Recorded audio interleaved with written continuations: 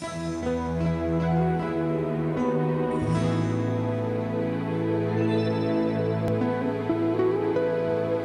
a empezar la actividad de esta tarde. Va llegando gente de temprano, pero para aprovechar el tiempo vamos a ir arrancando, ¿verdad? Bueno, estamos muy contentos el día de hoy porque es una charla que veníamos pensando hace mucho, ¿verdad? A propósito de la propuesta de Luis Di Santo, que aparte de ser colega, es un amigo mío de hace muchísimo tiempo, y que trabaja estas cuestiones de una manera muy seria y solvente, no solo en el país, sino también en el exterior. Esta charla, que va a ser introductoria, se llama Del perfilamiento al análisis, el psicólogo en función de investigador criminal. Considero que es un campo, no para Luis no, y para una veintena tal vez de colegas del país y demás, la formación precisa en este campo. Pero lo que les quiero proponer a nivel de colectivo profesional es que prestemos atención a estas áreas, a estos campos nuevos que se están abriendo a nivel del ejercicio, porque la sociedad está requiriendo de nosotros, ¿verdad?, otro tipo de participaciones. Y como el año pasado lo hablábamos en la facultad, hay muchas áreas de vacancia en psicología, que significa que son espacios, campos laborales que no están siendo ocupados. Y para ocuparlos necesitamos formación, ¿sí? Entonces, esto es algo preliminar a lo que seguramente el año que viene se convertirá en un curso sistemático, que a aquellos que les interese justamente este tipo de trabajo va a ser muy importante que lo puedan sostener y que nosotros lo podamos compartir con ustedes. Bueno, a propósito de esto, esta también es la actividad casi inicial de una nueva área que se abre en el colegio, que Elena va a detallar con más precisión el nombre y cómo se ha pensado desde docencia científica y presidencia esta actividad. Bueno, le dejo la palabra a Elena, le doy la bienvenida a ustedes, el agradecimiento a Luis, que viajó, y bueno, vamos a empezar a disfrutar de esta tarde. Hola, buenas tardes a todos, ¿no? Agradecemos la presencia de los colegas, del personal de la Policía de Investigaciones, profesionales del Servicio Público Provincial de la Defensa Penal, del Ministerio Público de la Acusación, abogados, trabajadores sociales que han sido invitados. Es importante la presencia de diversas disciplinas porque este es un campo que indefectiblemente se trabaja entre todos, ¿no? No es exclusivo del psicólogo. El psicólogo en función de investigador criminal tiene que compartir esa tarea con otros agentes y con otros profesionales. Y a propósito de lo que decía Andrea, el tema del área que recientemente se aprobó en una de las reuniones de directorio tiene que ver con la criminología y la criminalística. El área se llama Contribuciones PSI a la criminología y criminalística, donde se van a abordar algunos de estos temas de los que hoy va a hablar Luis y todo lo concerniente al campo de la criminología fundamentalmente. El área, bueno, ya van a tener información cuando va a ser la primera reunión, pero es una forma de comenzar a transitar algo totalmente novedoso para los psicólogos, porque no estamos acostumbrados, no tenemos ningún tipo de formación en lo que tiene que ver con la criminología o la criminalística. Y es muy importante, digamos, que tanto presidencia como la dirección de docencia científica hayan impulsado una actividad como esta, porque está dentro de la lógica de los nuevos requerimientos de la época. Y es necesario que empecemos a formarnos en esto si queremos ocupar estos nuevos lugares. Bueno, yo voy a presentar brevemente el currículum de Luis y después le dejamos la palabra a él. Bueno, Luis Di Santo es psicólogo, psicoanalista, especialista en investigación científica del delito del Instituto Universitario de la Policía Federal Argentina, graduado del curso Behavioral Offender Violence, comportamiento del ofensor violento del Colegio de Policía de Canadá, Universidad de la Real Policía Montada de Canadá, coordinador del trabajo forense en la escena del crimen del Consejo Federal de Procuradores y Ministerio de Justicia y Derechos Humanos, miembro de honor de la Sociedad Española de Investigación de Perfiles Criminológicos, ha realizado actividades docentes e institucionales, es docente responsable de los seminarios de la Facultad de Psicología de la UBA, asesinos seriales, fenómeno de la posmodernidad o superación del sujeto racional, psicoanálisis, criminología, la escena del crimen como un texto, aportes del campo psi a la investigación criminológica y criminalística. Titular adjunto a cargo responsable de la materia optativa de sexto año de la Facultad de Psicología de la Universidad Nacional de La Plata, donde ha dictado aportes del campo SIP jurídico a la investigación del crimen y la subjetividad. Entre estos antecedentes tiene un número muy importante de trabajos publicados relacionados a esta materia. Bueno, los dejo con Luis Di Santo.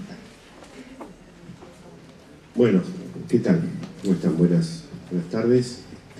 La verdad que es un placer estar aquí en Rosario, que como dice la canción siempre estuvo cerca, esperemos que ahora esté un poquito más cerca, y de compartir este escenario con colegas y amigas de hace mucho tiempo y con la posibilidad de armar algún espacio novedoso y de interés para aquel o aquella que lo considere así. Le voy a contar algo personal. Yo me voy a parar y después me voy a sentar porque tengo que leer algo, y la gente que tiene perspectiva como yo, o sea presbicia, necesita leerlo de cierta perspectiva. Después me voy a mover un poquito cuando no necesite leer los textos. Yo me empecé a dedicar a estos temas. Les cuento un poco mi recorrido personal, porque a lo mejor también sirve, porque si no, uno parece que es medio freak dedicándose a ciertos temas. Pero cuando en el año 97 me empecé a preocupar, básicamente cuando había noticias de serial killers, sobre todo en Estados Unidos, la pregunta era, desde el punto de vista estructural o psicopatológico, ¿qué era? No me cerraba con lo que decían fácilmente. Una cosa me fue llevando a la otra, y empecé a dar algunas charlas, a investigar y a poner mis preguntas, no mi saber, en formato de programa en la universidad. En realidad era una bitácora de preguntas más que de respuestas de mi parte. Siempre recuerdo que los analistas, casi con una voz a veces paternal, me decían: ¿vos por qué te dedicas a esto, Luis? Como sospechando mi salud mental, porque elegí estos temas. Y los forenses me decían: vos no sos de acá, marcando que yo era un extraño para ellos. Bueno, no digo que no me costó, en lo personal y en lo profesional, pero siempre estuve dispuesto a pagar ese precio porque sabía que había algo importante entre manos, sobre todo en la serialidad, porque por más que es un fenómeno extremo, como todo fenómeno extremo ilustra algo de lo habitual, de lo normal, por lo menos estadísticamente hablando. Y luego encontré en estos temas que se derivan básicamente de esa cuestión en un principio, que había algo para aportar a la investigación criminal. En el título está cifrado muchas de las cosas, ¿no? O sea, porque nosotros, de pronto, a mí me cuesta mucho, cuando hablo de un tema, que tengo un recorrido y que la gente no lo conoce, o lo conoce poco, hablarles de lo que ya cambió del tema, ¿no? Les tengo que nombrar un tema que no conocen y ya les tengo que nombrar lo que cambió en el tema. O sea, es un poco complicado, pero lo vamos a intentar. Pero precisamente, esta idea del perfilista o de los perfiles criminológicos es una idea que ya hace tiempo que se ha dejado incluso en este campo, y se habla de analista, ¿no? El analista de casos, o el analista del comportamiento de la conducta. Sí, ustedes me dirán, como sos psicoanalista y hablas de comportamiento y de conducta, dos palabras que son tirrias para los analistas. Pero bueno, ténganme paciencia y vamos a ver si los convenzo. Y en este punto, el psicólogo en función de investigador criminal tiene su diferencia con lo que es la psicología forense y jurídica en sentido tradicional. Ya vamos a ver por qué, pero es otro el material con el que trabaja y es otra la formación que necesita. No excluye la otra, pero necesita alguna otra. Entonces, lo que yo les voy a compartir hoy es un poco al trote, un panorama sobre estos temas. La presentación se va a dividir en 3, o en 2 con un intermedio fílmico de 8 minutos. La primera parte, que es la presentación más o menos del tema, un fragmento de una película de 8 minutos, que me parece muy simpática, pero que también transmite ciertas cosas. Y hablando acá con Elena y con Adriana, les pregunté, Andrea, y les pregunté si les parecía que presente algo de lo que sería el programa para el año que viene. Me dijeron que sí, así que algo de eso les voy a presentar. No va a ser exactamente tal cual, pero básicamente va a ser eso. Bueno, en principio yo le diría que había un desarrollo muy importante de las ciencias humanas y sociales en relación a la investigación criminal, sobre todo en el mundo europeo y anglosajón. Pero lo que yo voy a contarles hoy tiene un origen, un desarrollo ya de 40 años en esas latitudes. Nuestro país no debe tener más de 10, 15, ¿no? ¿Qué es lo que se aporta a través de estos enfoques? El salto cualitativo de todo lo indiciario, pero con el plus del comportamiento, de la conducta. ¿Pero qué tipo de comportamiento de conducta? La que se evidencia como resultado en hechos delictivos. Entonces, estos enfoques van a tener, por un lado, un enfoque criminalístico y criminológico, cuestiones que aparentemente están divorciadas, que no tienen nada que ver. Y por otro lado, desde el punto de vista lógico, un enfoque inductivo, deductivo, abductivo. Son muchas palabras que hay que definirlas en otro momento. Les pido que me hagan un acto de fe y sigo avanzando. Todas estas técnicas y estos abordajes, que son diferentes y parecidos, hoy se reúnen bajo un paraguas que se llama Análisis de la Investigación Criminal. Y un capítulo muy importante es Análisis del Comportamiento, la Conducta en la Investigación Criminal. De hecho, hay algunas oficinas estatales en el país, no muchas, que tienen este nombre dentro de las instituciones, como direcciones. En general, lo que hay que decir de estos temas es que no son pericias en sentido clásico, ¿no? Sino que son aportes, enfoques para el proceso de instrucción de la investigación penal, ¿sí? O sea que toda su validación jurídica todavía está en un proceso de debate, y eso no quita que aunque uno haga un informe para un aporte, como me pasó a mí o le pasó a otros colegas, que nos llamen a un juicio oral como un testigo experto en el mismo estatuto que un perito que va a hablar de un Roya o de una cámara Gesser.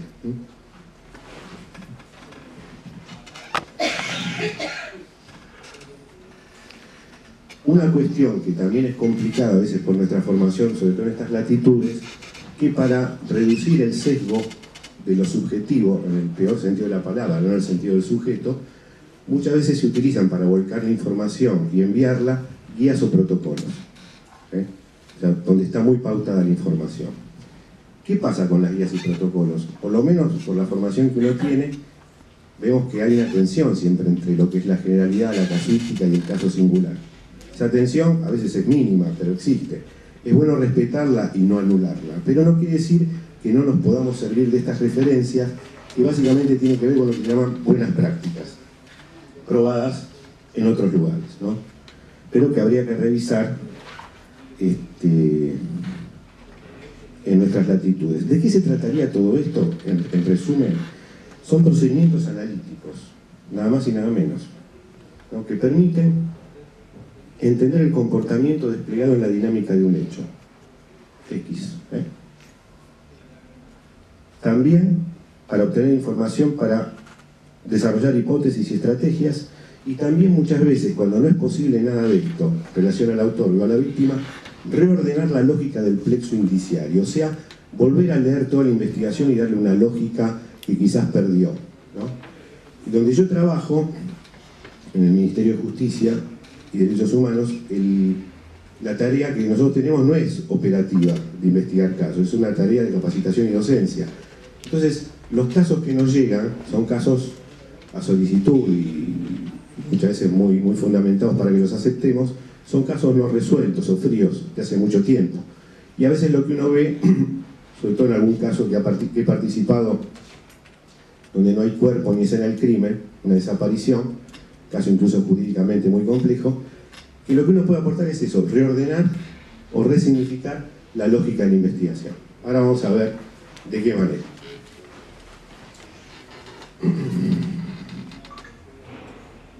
Bien.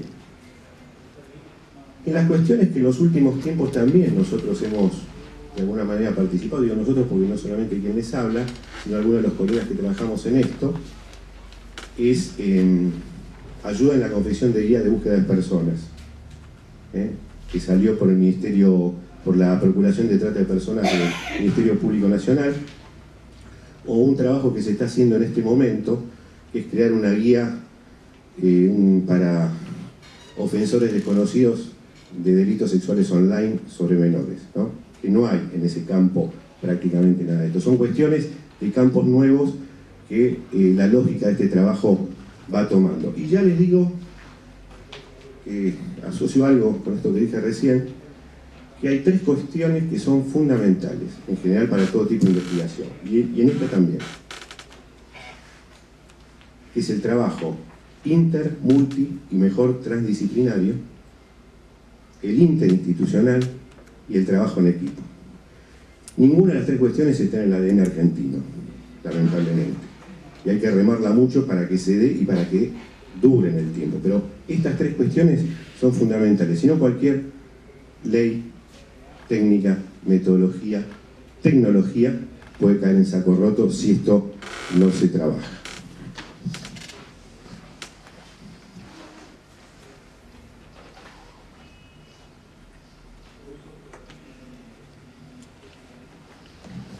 Entonces lo que nosotros vamos a ver es un poco esto, en esta primera etapa, para que ustedes tengan un pantallazo de lo que está en juego en este campo, ¿no?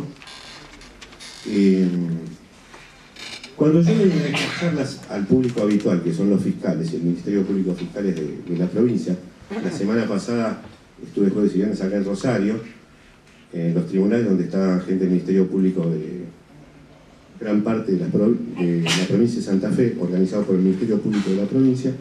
Yo siempre les digo, miren, el objetivo de estas charlas, y esta también, tiene tres son los objetivos. O sea, decirles, bueno, esto existe, este es el fundamento y sirve para esto. Nada más.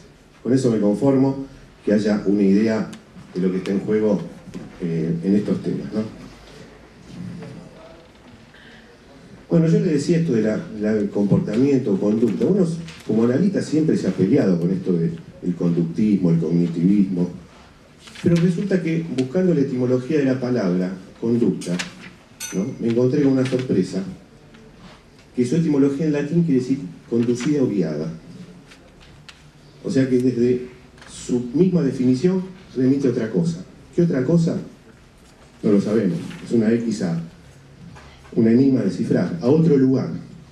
Y ahí mi amigo con esta palabra en este sentido, ¿no? La otra escena, otras cuestiones, lo que no se sabe, lo que uno no sabe de sí.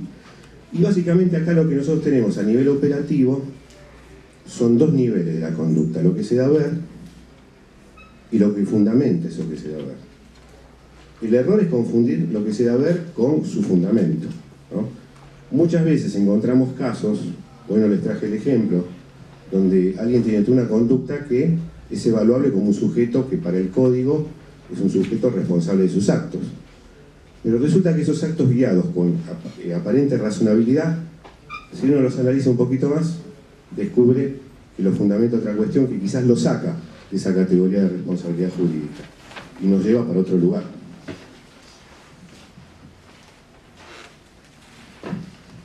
Fíjense todos los nombres que que ha tenido este tipo de actividad a lo largo del tiempo, ¿sí?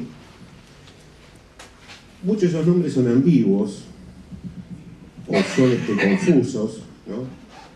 Entonces, lo que está en letra bordó roja es lo que por ahora, porque estas cosas pueden cambiar, sería lo más actual y lo más pertinente. En el campo operativo, investigativo propiamente dicho, estaríamos hablando de análisis de la investigación criminal o análisis de casos, cuyo capítulo al que nos vamos a dedicar hoy es análisis del comportamiento de la conducta en ese análisis. Y en el campo académico, esto es algo que todavía no está instalado, que quien les habla lo busca hacer,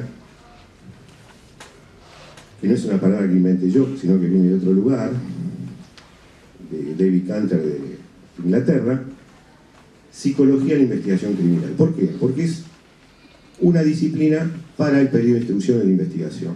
La sacamos un poco del ámbito psicología jurídica o forense, aunque quizás esté dentro de esa tribu, ¿ok? Fíjense que cuando nosotros vemos análisis de la investigación criminal, si le agregamos comportamiento, ya tenemos prácticamente definido todo el campo, conceptualmente. No tenemos que agregar mucho más. ¿Por qué? Porque ¿qué es un análisis? Por más que nosotros al psicoanálisis le decimos así, familiarmente, análisis, ¿no? Un análisis es descomponer algo, una situación, en sus mínimos elementos posibles. Cualquier tipo de análisis. Cuando uno da una opinión, lo que hace es una síntesis. Si no hubo un análisis previo, sabemos que esas opiniones, esas síntesis, pueden ser con poco fundamento. Comportamiento, yo les dije que producimos todo el tiempo, lo sepamos o no. Investigación. ¿Qué es la investigación? Miren, no sé bien qué es la investigación, pero sí sé cuál es el espíritu del investigador, aquel que se sorprende. El que cuando empieza un investigador dice, una investigación dice, ya sé de qué se trata. La investigación ya está herida de entrada, está complicada de entrada. Esto de saber, pero correrse el saber, es muy importante también en este campo. ¿Cuántas veces nosotros confundimos el barco con el mar o el río que surca ese barco? ¿El barco qué es? El conocimiento, la experiencia, la información, la casuística, lo que uno ha leído. Pero el mar, el río, es la realidad, o si ustedes quieren, es el real, que es inconmensurable, que es cambiante y que nunca terminamos de conocer. O sea, confundir lo que sabemos para explicar todo el universo posible de situaciones, siempre es un error. No importa cuánto sepamos, importa qué relación tenemos con el saber. Y en una investigación, esto es crucial. Y criminal, como dice Miller, en un artículo que voy a leer un par de párrafos, no hay nada más humano que el crimen. ¿Esto qué quiere decir? Por más que sea escandaloso moralmente, que cualquier crimen, por más horroroso, bizarro e inentendible que sea, lo tenemos que poner dentro del marco del humano. Y ya de lo demasiado humano, como diría Nietzsche, de lo oscuramente humano. Pero no fuera del humano, ¿eh? Fuera del humano hay depredación, hay violencia, pero no crimen tal cual lo consideramos y lo conceptualizamos. Por supuesto, no se los dije, pero si quieren interrumpirme, dialogar, lo hacemos, cosa de hacerlo más llevadero, para mí también. ¿Se sigue hasta acá? Porque les quiero transmitir. Bueno, una definición genérica donde uno acá corta lo singular, simplemente con un objetivo didáctico, nada más, pero quizás en ese sentido las definiciones a veces son complicadas porque buscan redondear algo que tiene un montón de aristas que es difícil de redondear. ¿Qué serían estos enfoques, ¿no?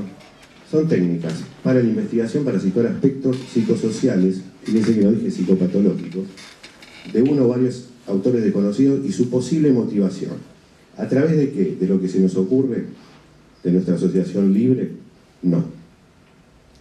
De todo el material indiciario duro de la criminalística, de la investigación criminalística y forense clásica. Lo único que he leído en otra clave. Por eso es necesario conocer sobre cómo se recolecta, se define y se articula ese material. ¿Qué material es? La escena del crimen. ¿Qué es una escena del crimen? En realidad puede haber muchas escenas del crimen, según el delito. Básicamente podemos decir que hay tres en ciertos delitos, como el delito sexual, que puede ser el lugar de contacto de la víctima con la víctima, el lugar donde se comete el delito sexual propiamente dicho, y el lugar donde a veces la víctima es dejada, que puede ser el mismo lugar u otro. O sea que ahí tenemos tres. Las escenas del crimen son diferentes lugares donde hay material indiciario forense de lo que ocurrió en ese suceso delictual. Por supuesto, todo lo victimológico, pero lo victimológico en función investigativa, no para tratar a la víctima, sino que nos puede decir la víctima que sobrevivió, que no sobrevivió, de lo que sucedió allí. Y se identifica generalmente por lo descriptivo. En general, lo que hay que decir, no fue fulano, fue mengano, sultana, sino cuáles serían las características probables de ese autor. ¿Con el fin de qué? De orientar la investigación.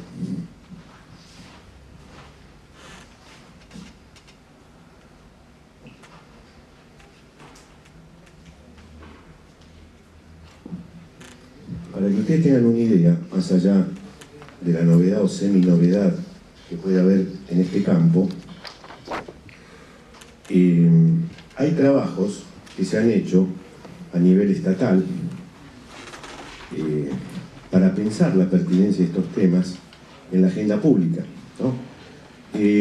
Tomo estos últimos dos, que es un artículo del 2003 del Ministerio de Justicia de Francia, para situar el tema del análisis criminal y el comportamental en función de la investigación y de la acción jurídica. Ellos, en una síntesis, lo que dicen es lo siguiente: una síntesis de un trabajo donde consultaron 50, 60, 70 expertos de todo tipo, vieron la historia de este tema en América del Norte y en Europa, y en la síntesis dicen que lo siguiente, el análisis comportamental, es interesante para nosotros, ¿no? Sobre todo aquellos que estamos en el campo psi, estamos atravesados por algo de ese campo. Tiene un campo de aplicación privilegiado, este tipo de enfoques, dicen ellos, en los delitos seriales, tanto homicidios como delitos sexuales, pero también en homicidios simples o delitos que no han podido ser resueltos, ¿no?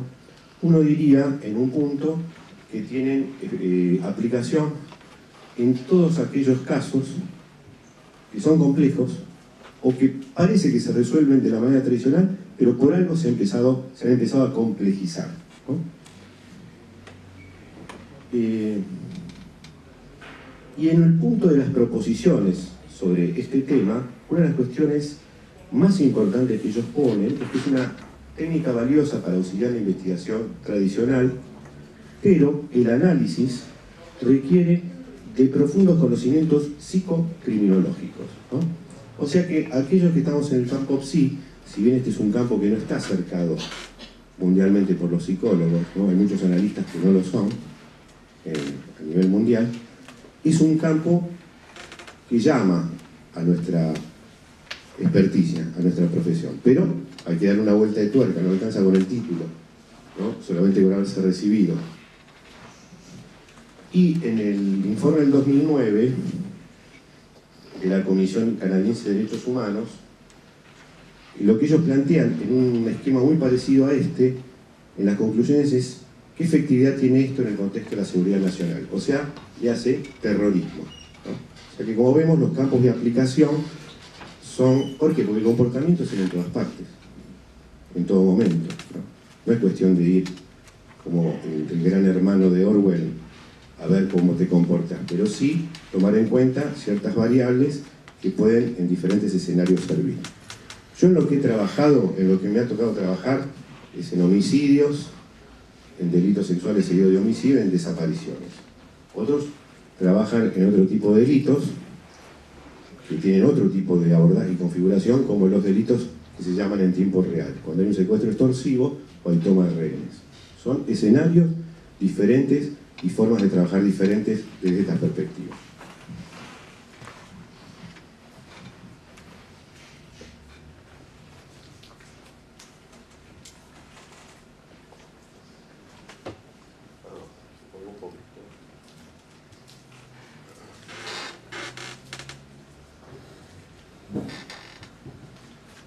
Acá vemos un poco los principios y objetivos generales, ¿no? Puede haber algún detalle que no concuerde en todas las presentaciones y técnicas, pero me voy a detener en aquellos que para mí son más significativos y les puede interesar a ustedes. Participación directa o indirecta. Es decir, estamos participando en el caso que está sucediendo o participamos en otro momento, porque el caso quedó ahí en una investigación bloqueada o fría. Esto es muy importante, sobre todo para nosotros que venimos del campo psi, que estamos acostumbrados a otra cosa. El análisis del comportamiento que hace el analista es al margen de consideraciones psicopatológicas. O sea, no nos servimos de los diagnósticos, sino de lo que pudo haber sido la efectiva conducta desarrollada por ese autor.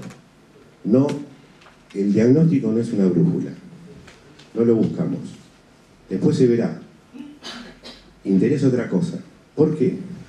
Porque cuando nos guiamos por un diagnóstico y por las características genéricas de ese diagnóstico, vamos a buscar a alguien con esas características y quizás lo que pasó ahí, compatible con ese diagnóstico, obedece a otras cuestiones, a ciertas emociones muy violentas, al uso de sustancias psicoactivas, a cuestiones relacionales, a cuestiones interrumpidas, a cuestiones de contexto.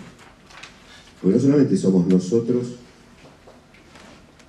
en nuestra estructura, en nuestro diagnóstico permanentemente, ¿no? Cuando yo estaba una vez en el Museo de Ciencias Naturales, que no me acuerdo si era el de La Plata o el de Parque Centenario en Ciudad Autónoma, justo llego a la sala de los insectos. Y había, en esta cuestión de la taxonomía, vieron que las mariposas, los bichos están puestos de anverso y de reverso, cuestión antigua. Había una mariposa del Amazonas muy linda, de color azul metálico, medio plateado, muy bonita. Entonces yo la miraba y en ese momento se me ocurrió lo siguiente, que digo, es y no es la mariposa. Porque la mariposa en verdad tiene un ciclo vital, tiene una dinámica, un movimiento. Esto que yo veo no es la mariposa, es lo que quedó de la mariposa. Y los diagnósticos, las taxonomías muchas veces son eso, es clavar al otro con un alfilercito. En realidad la dinámica de la conducta humana es muy diversa. A veces los diagnósticos nos sirven más a nosotros, para quedarnos tranquilos, para darle un sentido a eso que de lo que está ahí en juego. No estoy hablando de la clínica, estoy hablando de la investigación criminal. Bueno, la formación necesita que también tengamos conocimientos complementarios de criminología, de criminalística, de medicina legal, de antropología, de geografía, de cuestiones que hacen una visión holística de lo que es toda la investigación para después hacer nuestro aporte específico. Analizar el acto en la secuencia temporal-espacial, qué pasó en el antes, en el durante y posiblemente en el después.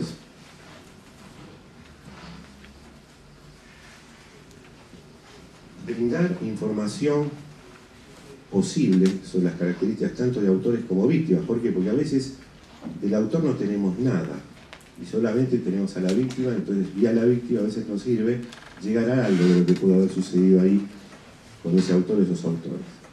Brindar estrategias para entrevistas de sospechosos posibles. Lo mejor es no saber quién es sospechoso. ¿Saben por qué? Porque por más trabajo de objetividad y de abstinencia que nosotros tengamos, siempre hay puntos de contaminación. Y es mejor tratar de ponerse lo menos posible a eso. Justificar solicitud de nuevas pruebas, ver si se pueden vincular crímenes en relación a un autor. Y lo otro, lo puse así en cursiva porque es todavía literatura fantástica, ¿no? Tiene que ver con el porvenir. Me detengo en esto último, que quizás es un motivo de preocupación y también de límite epistemológico y operativo, en general para el mundo psi, que ahí pongo psiquiatría, psicología y demás. El aporte para pensar un posible tratamiento del delincuente sexual considerando la motivación. ¿Por qué? Porque nosotros trabajamos con la motivación. Y cuando hay algunos programas de tratamiento de delincuentes sexuales, no sé aquí en Santa Fe, sé que en Mendoza funciona uno, no sé con qué éxito, no sé con qué eficacia. Tengo entendido que en general la población más factible de aplicar el tratamiento son los que han cometido delitos sexuales intrafamiliares. Y todavía el atacante sexual, el antiguamente conocido como violador, es medio como un límite, ¿no? Pero más allá de eso, lo que a mí me parece, como se usa algo del veneno para sacar el antídoto, no podemos pensar que un delincuente sexual lo vamos a transformar en un obsesivo un poco toquetón, ¿no? Esa es una cosa naif que habla de nosotros y no de las posibilidades. Quizás goce de la misma manera, pero no de una manera que sea letal, ni toque la ley. ¿Será posible? Miren, yo creo que no lo voy a ver, pero creo que en algún momento va a ser posible para algunos. Y tener la idea de lo que pasó ahí, que lo mueve ese sujeto, es importante para pensar ese tema. Sé también que es un tema que no es para todos, ni todas, ¿no? Son temas difíciles de abordar y de pensar.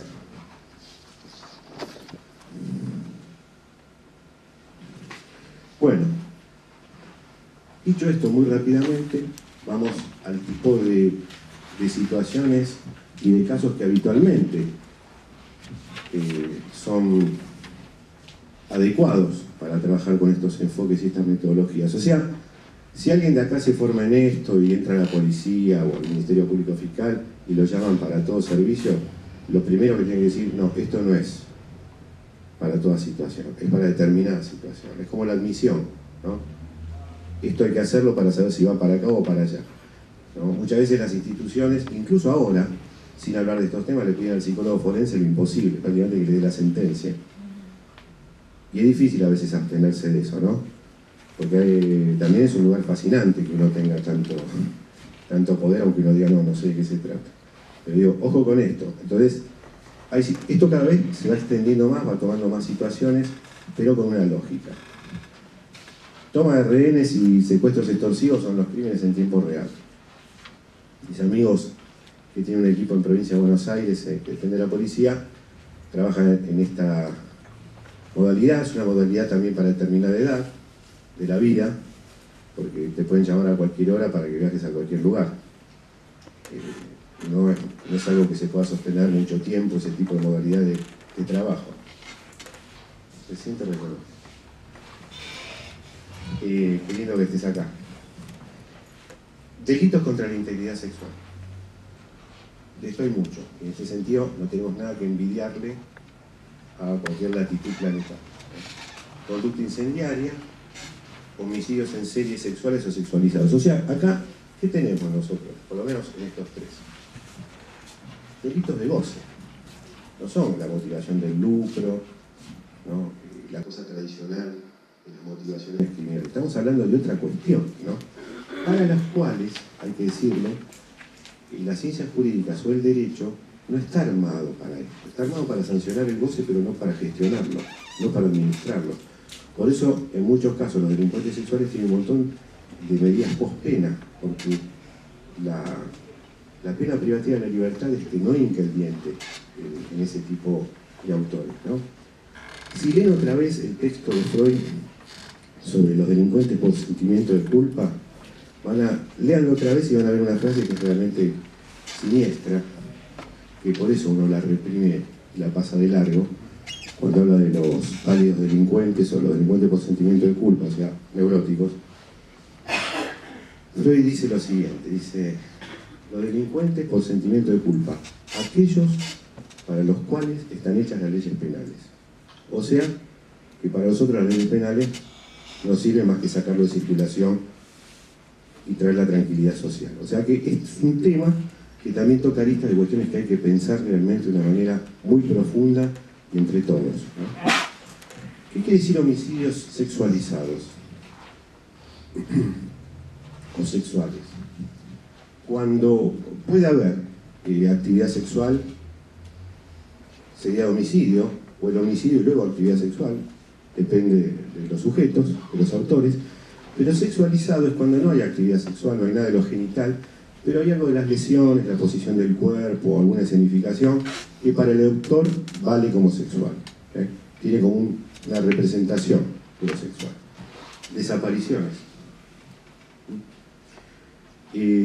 Tema de desapariciones, por ejemplo, vamos a ver que en esta época que nosotros vivimos, hay hipótesis que, vamos a decir, como un imán toman a veces la desaparición de una mujer joven para un solo motivo. Por ejemplo, la trata. Y la verdad que el investigativo enamorarse de una hipótesis, por más que sea algo más visibilizado, tenga que ver con la experiencia de uno y demás, es un gran error.